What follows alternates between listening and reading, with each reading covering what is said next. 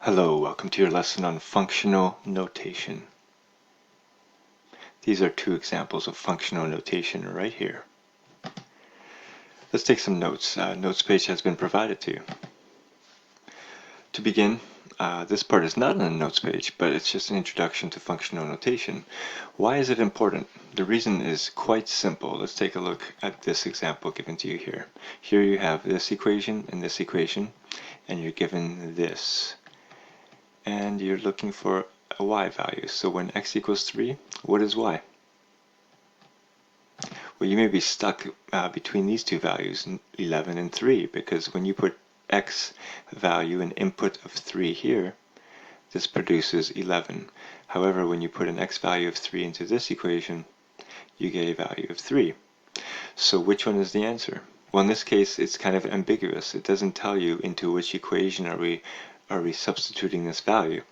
And that's precisely the reason functional notation was developed. It is to avoid confusion like that. So for example, rather than calling both of these y equations, we can call one f of x and one g of x. So f of x and g of x basically just replace the y in the equation, and the equation remains the same. We just have a different symbol here. So we can use any symbol we want. Often we will see f of x and then g, h, and so on. But you could choose any letter you want for that. It could be a of x, b of x. It doesn't even have to be x here. It can be something else, and we'll see examples of that later. But back to this one, we have f of x. So in this case, if we were asking when x equals 3 into this function, instead of saying x equals 3, we would say f of 3. That means that we're saying into this function, we're putting an input, because this is the input here, an input of 3. So when you input 3 into this function, what do you get? In other words, when x goes in, what is the y value that comes out? Okay, so input of 3 in here, we know produces an output of 11. So input 3, output 11 in this one. So in this case, if we were talking about this function when we originally said x equals 3, we could just write g of 3. So again, now into the g function, the input is 3.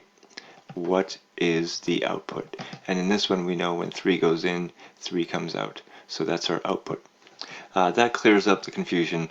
We can clearly see which function the three values going into. The other benefit of using functional notation is when you see this final line here, it is clear what happened. It says this was your input, this was your output. Over here, if you put x equals 3 into those and you just wrote y equals 11 or y equals 3, well, you would know y equals something, but you would not know what was inputted unless you trace back the steps. So again, in one single line, we can clearly show what the input and the output was. Alright, with that introduction, now you're reminded of what functional notation is. Let's define some things here. When writing an expression for a function, there are several different notations. For example, f of x, we saw that, g of x, this also means f of x, so into the function we put something. What do we get? These are all called functional notation, all different ways of writing it. So this again, we say it as f of x, and it represents a function with independent variable x. Okay, so here's an example on your page. Again, we're going to do the idea of substitution. So we have x equals 5. In that standard xy notation, if we had this equation, this would be done like this, right? We would have y equals 4, and then the x became 5. So we substitute that in, solve, and we get y equals 13. Now in function notation or functional notation, we can rewrite that equation as f of x equals 4x minus 7. And then when we're putting this input in, we put f of 5 equals 4 times 5 minus 7. So everything looks the same other than the fact that we use this symbol here. Okay, great. So in this one, let's find each value. Let's find f of 2. Okay, in this case, it's saying the input is 2. So here's our inputs. So into this function, which we see as a mapping diagram, when we input 2, the output is 3. Okay, next one, f of 3. In this case, when the input is 3, the output is also 3. And the last one there we had if f of x equals 1. This time it's saying if the output is 1, right? Because we don't know the input. Now the input is unknown, but it says f of x equals 1. So that means the y value or the output is 1. So when the output is 1, we trace it back and we see the input of 5 produce that output. Okay, how about in graphical form? Let's look at the same ideas from graphs. So let's say we're given g of 2 and we have to figure this out here. Okay, in this case it says the input is 2, so that can be, you can think of this one as when x equals 2, what is y, right? When the input is 2, what is the output, the y value? So when x is 2, we trace it up to the line, we go across this way, the output is 2. Okay, that's coincidental, those are both the same, but again, when the input is 2, the output is 2. How about this one? Okay, in this case, we're saying when the input is -1, so here's -1. What is the output? We trace it to the y value. It's about 0.5. What if we turn that around like this? So now we say if g of x equals -1, so again in this case it's like you're thinking when y is -1, then what is x, right? When the output is -1, what is the input? So you go to -1 from the y-axis now, and then you see what input there produced that, and that input was -3. Okay, a little bit of international mindedness here. It says a little bit of history. The development of functions bridged many countries, including France, the work of René Descartes, Germany, Gottfried Wilhelm Leibniz, and Switzerland, Leonhard Euler. So that those are very important names in the development of functions. Of course, there's many others along the way. Okay, now looking at this question. Okay, try A and B. Now let's check our work. In A, the answer is 9, because you have this function with discrete data. Remember the curly brackets mean a set, so we have that set of data, and when the input is 8 right here, the output is 9. Next one, a simple function notation, input of -3 into there, put -3 in there. Notice that we write it like this, the -3 is here, and then we get this answer. Okay, try C, D, and E. In C, again, we have function notations, that different notation there. This one's a little more rare, but we can sometimes see it like that. Notice the input is 1, so that x is replaced with 1 here, and here also, and you get an answer of 10. In D, we are looking for h of x equals 3. Sorry, we're given that, and we're looking for h of -1. That one, if you think of this as an equation of a line, imagine this was y equals 3. That is just this horizontal line right here.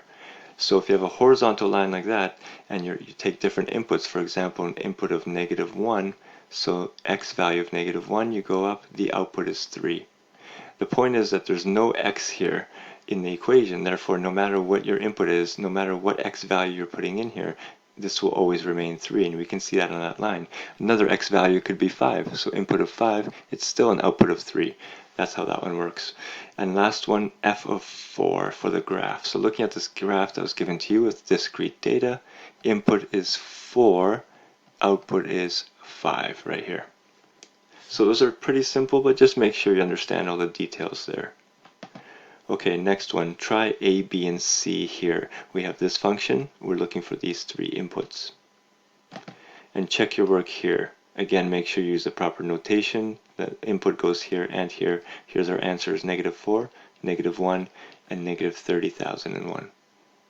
Now try D. Okay, we'll look at the work for D in a moment. Now try E.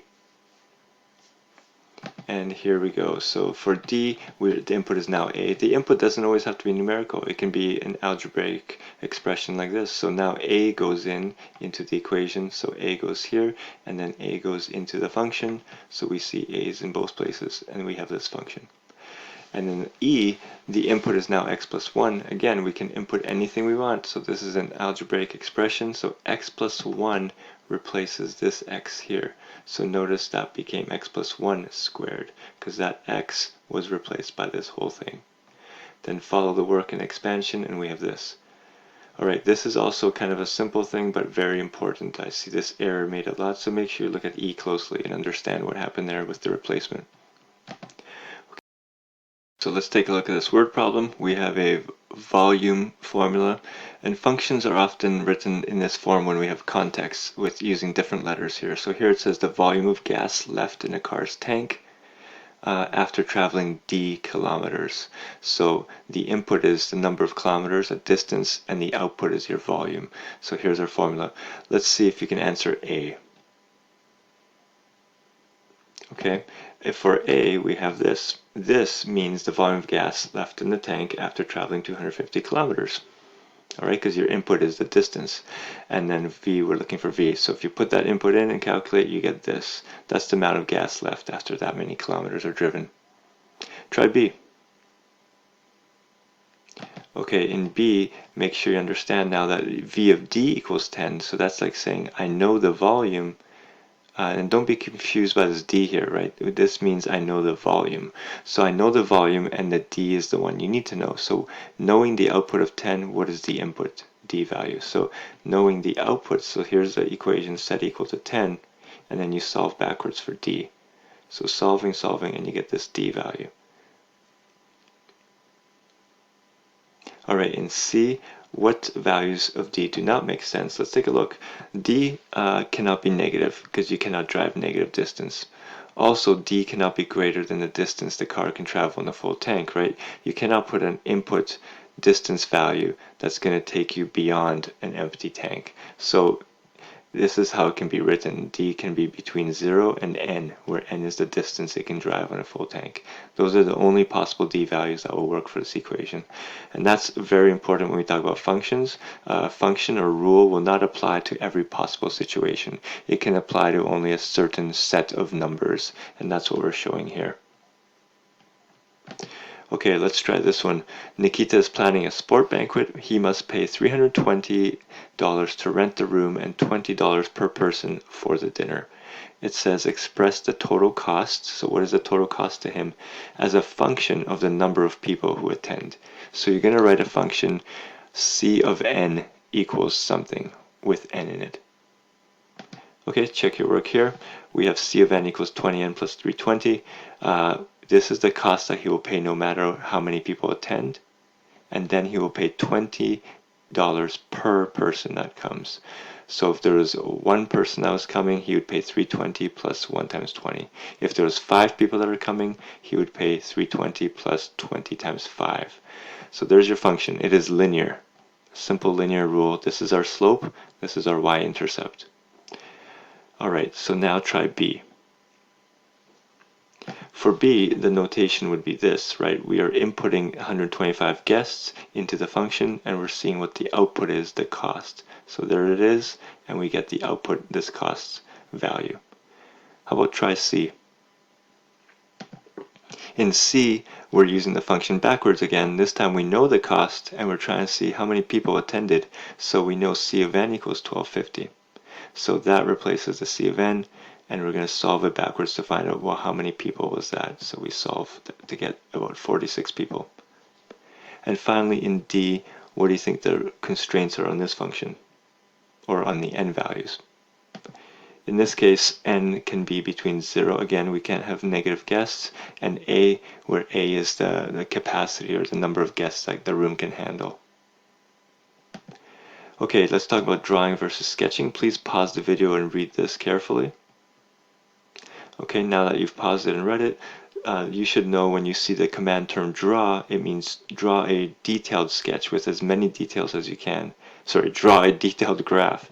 But when you see the key term or the command term sketch, it means just draw kind of a rough sketch of what you see with some important points, but not everything labeled. Let's take a look at those. So here we have use your GDC to sketch. So these are going to be the more simple things. So graph this on your calculator and then sketch it on your page. So here's what your sketches may look like. Notice we put some key points on here, like intercepts, but we did not label the axes in full. Okay, next, this says use the information to draw. Notice it doesn't say use your calculator because these are all lines and you can draw these simply by hand because you've drawn lines many times. Let's check your work. So here's a drawing of those. Notice the axes are labeled, there's more detail. And then for the other two, we have these two. Again, more